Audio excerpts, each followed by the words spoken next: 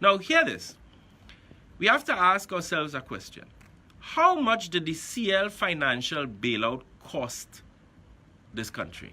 Let's just talk about that. Let's not pretend that that didn't happen. Because that, which originally was estimated to be $5 billion at May 2017 at the Minister of Finance mid-year budget review, you know what the cost was? That he stated $27.7 billion. 27, let's just think about this for a minute. $27.7 billion for a private enterprise. This is the part that just baffled me. For a private company. How come that didn't bankrupt the country?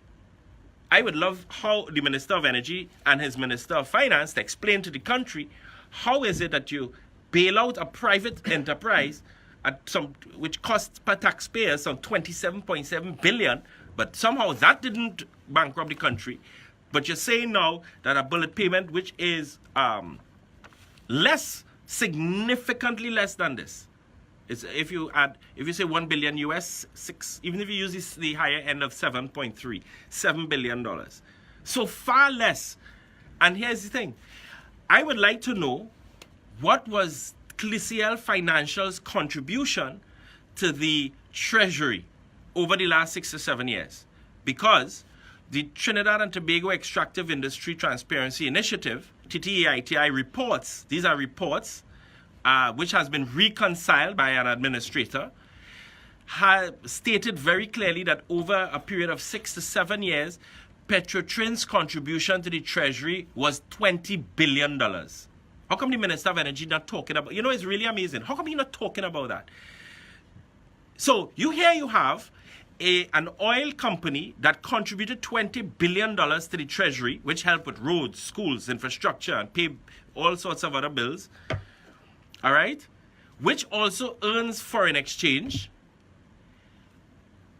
You're saying that you're because it's the same PNM government, which is fascinating. It's the same PNM government.